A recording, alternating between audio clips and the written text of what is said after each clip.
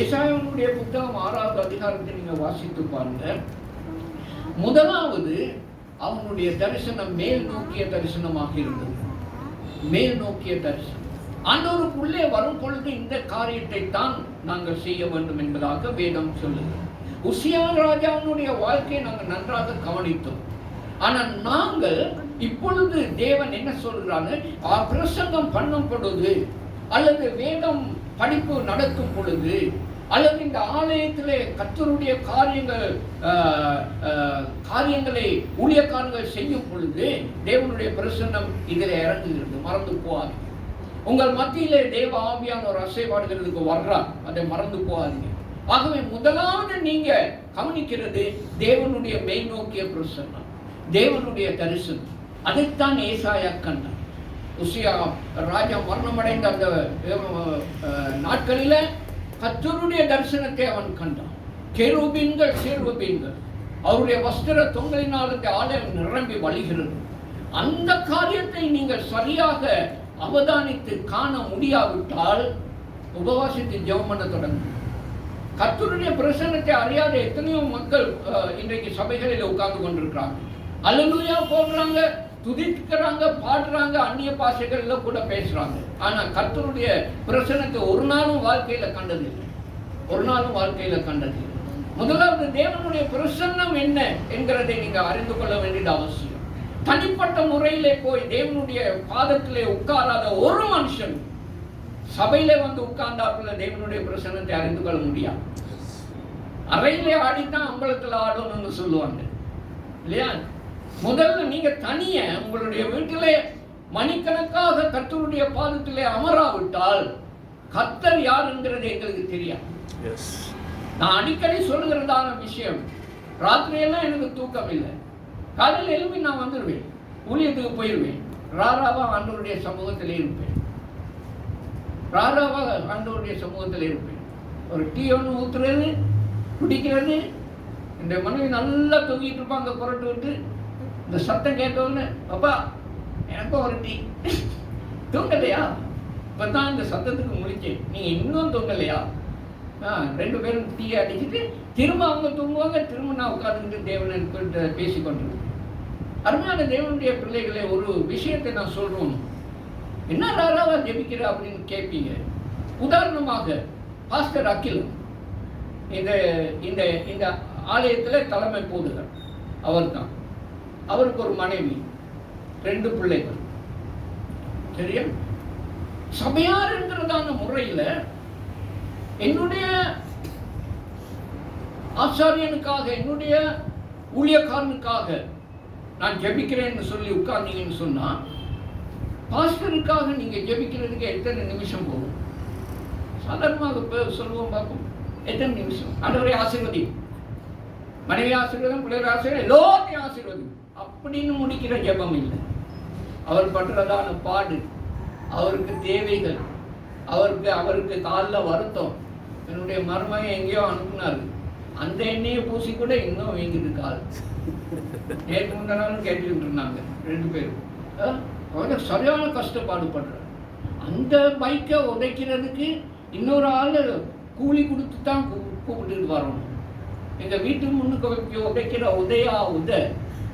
இந்த லேனும் இப்போ கொஞ்சம் கஷ்டமாக தான் இதை பார்க்கும் வெளியே வந்து. அந்த அதுவும் ஸ்டார்ட் வராது, இருக்கிறதெல்லாம் கலந்து விழுது. ஒரு ஊழியக்காரனுக்கு ஒரு சரியான மோட்டர் பைக் இல்லை. அதுவும் 2 பிள்ளைகள். கர்த்தர் ஆசீர்வாதம். இன்னும் இப்போதைக்கு 2 பிள்ளைகள். இப்போ இந்த பைக்கில் வைத்துக்கொண்டு எப்படி போகிறது? அவங்களுக்கும் ஆபரேஷன் செய்தாச்சு. அவங்களுக்கும் உட்கார்ந்து கொண்டு அந்த கல்லுகளில் முள்ளுகளில் போக இயலாது. ஆண்டவரே, இந்த ஊழியக்காரனுக்காக நான் ஜெபிக்கிறேன் என்பதாக நீங்கள் ஸ்டார்ட் பண்ணிட்டு ஒவ்வொன்றாக அவருக்கு மட்டும் ஜெபிக்கிறதுக்கு எத்தனை நிமிஷம் வேணும்? யோசிச்சு பாருங்க. அதுக்கு பிறகு அவருக்கு கொட்டதான மனைவிக்காக, அவருடைய ஆபரேஷனுக்காக, அவங்க எடுத்திருக்கிறதான அவங்க கொடுக்க வேண்டிய கடனுக்காக, அவங்க என்ன சாப்பிட்றதுக்கு முடியாது, எல்லாத்தையும் சாப்பிட முடியாது. அவங்களுக்கு தேவைகளுக்காக அவங்களுக்காக ஜெபிக்கும் பொழுது எத்தனை நிமிஷம் உங்களுக்கு வேணும்? 2 பிள்ளைகள் படிக்கிறாங்க, அவங்களுக்கு டியூஷன் போகணும். அந்த டியூஷனுக்கு காசு கொடுக்கணும், அவங்களுக்கு உடுத்துறதுக்கு வேணும், அவங்களுக்கு சாப்பிட்றதுக்கு வேணும், அவங்களுக்கு இருக்கிறதுக்கு இடம் இல்லை, அந்த வீடான ஒழுகல், அந்த வீட்டை ஒரு வீடு வேணும், அதுக்கு அட்வான்ஸ் வேணும். இதுக்காக ஜெபிக்க எத்தனை நிமிஷம் பிடிப்பீங்க? ஒரு குடும்பத்துக்கு ஜெபிக்கிறதுக்கு, எனக்கு ஒரு குடும்பத்துக்கு ஜெபிக்கிறதுக்கு கடைசி ஒரு மணிக்காலம் வேணும். ஒவ்வொன்றாக ஜெபித்தார். அருமையான தேவனுடைய பிள்ளைகளை உங்களுக்கு நினைவு வரும். இவர் அங்கே உட்கார்ந்துட்டு இருக்காரு, அவர் இங்கே உட்கார்ந்துட்டு இருக்காரு, இங்கே உட்கார்ந்து அந்த தம்பி இன்னைக்கு தான் வந்தாருன்னு சொல்லி போதகர் சொன்னார். அவருடைய தகப்பன் தாய் அந்த எல்லாத்துக்காகவும் ஜெபிக்கும் பொழுது உங்களுக்கு எத்தனை மணித்தியாலம் வேணும்? அருமையான உங்களுடைய சபைக்கு மட்டும் ஜெபிக்கிறது தேவாவியானுடைய ஜெபம். என்ன ஜெபிக்கிறோம் நாங்க, என்ன ஜெபிக்கிறோம்? நீங்க யோசிச்சு பாருங்க. என்ன ஜெபிச்சிட்டீங்க நீங்க? என்ன உபவாசிச்சிட்டீங்க? அதைத்தான் இதைத்தான் இதைத்தான் அதைத்தான் எனக்குத்தான் அதையெல்லாம் கொடுக்குறாரு. கொடுத்தாலும் இன்னும் அடுத்த நாள் காலையில என்னமோ இருக்கு, எனக்குத்தான் எனக்குத்தான் எனக்குத்தான். சபை எப்படி வாழுது? இதுதான் ஊழியக்காரர்களுடைய வாழ்க்கை. கடந்த 47 வருஷமாக கர்த்தருடைய பாதத்திலே உட்கார்ந்து கொண்டு இருக்கிறேன். எனக்கு தேவையானது ஒண்ணுமே ஆண்டவர் எனக்கு அதிகமாக கொடுக்கல. நானும் எனக்கும் ஆசை இருக்குதானே, இல்லையா சார்? எனக்கும் கொஞ்சம் ஆசைகள் இருக்குதானே. நான் அப்படி இருக்கணும், இப்படி இருக்கணும், என்னுடைய மனைவிக்கு இப்படி எல்லாம் செய்யணும், எல்லாம் ஆசை இருக்காதா? ஒரு பெரிய கான்ஃபரன்ஸுக்கு கூப்பிடுவாரு எங்களுடைய தலைமை போதர் வந்து, எனக்கு போறதுக்கு அச்சமா இருக்கும். அந்த மாதிரி இடங்களுக்கு உடுத்துறதுக்கு எனக்கு உடுப்பு இருக்காது. அந்த மாதிரி இடங்களுக்கு என்னுடைய மனைவியை கூட்டிக் கொண்டு போகலாம். அவ எனக்கும் இருக்கத்தான் செய்யுது ஒரு சில காரியங்கள். ஆனா எங்களுக்காக ஜெபிக்க மாட்டோம், எங்களுக்காக ஜெபிக்க மாட்டோம். நாங்க ஆண்டவருக்கு ஒப்பு கொடுத்துட்டு வந்துட்டோம். எங்களை சுற்றிலும் தேவன் காட்டுகிறதான அந்த கூட்டம். அம்மாவை பத்தி கேட்பேன், அலிவத்தை வந்தாங்களா? அலிவத்தை எப்படி இருக்காங்க கேட்பாரு, கேளுங்க. அலிவத்தை வந்தாங்களா? மறுபடியும் போயிட்டாரு, பாலா எப்படி இருக்காங்க கேட்காரு. ஏன்? நான் ஜெபிக்கிறேன், எனக்கு தெரியும். ஒவ்வொருவருக்காக நாங்கள் ஜெபிக்கிறோம். இதுதான் ஜெப வாழ்க்கை. அருமையானவர்களே, முதல்ல தரிசனம் கண்டால் கர்த்தர் உண்மையாகவே நீங்க தரிசனத்துல மேல் நோக்கி நீங்க பார்த்து அந்த மேல் நோக்கின தரிசனம் உங்களுக்கு கிடைச்சிச்சுன்னு சொன்னா கர்த்தர் நினைவு குவித்து கொண்டே இருப்பார். அதுக்காக ஜெபி, இதுக்காக ஜெபி, ஜெபிக்கிறதுக்கு யாரும் இல்லை, எழும்பு உட்காரு, இந்த நேரத்துல ஜெபி அப்படின்னு. அதுக்கு பிறகு நாங்கள் பார்க்கிறோம் உள்நோக்கிய தரிசனம். ஆண்டவர் தரிசனம் கொடுக்கும் பொழுது தேவனை நாங்கள் சந்தித்து விட்ட போது அவன் சொல்றான், நான் அசுத்த உதடு உள்ளவன், அசுத்த மக்களுடைய மத்தியிலே வாசம் செய்கிறவன். எவ்வளவு அசிங்கமானவங்க இதை சுற்றி இருக்கிறாங்க. ஆண்டவரை நான் கெட்டு போகக்கூடாது, அவங்களுடைய பேச்சுக்கள் எல்லாம் நான் பேசக்கூடாது, பரிசுத்தம் வேணும். எனக்கு நடுங்குது.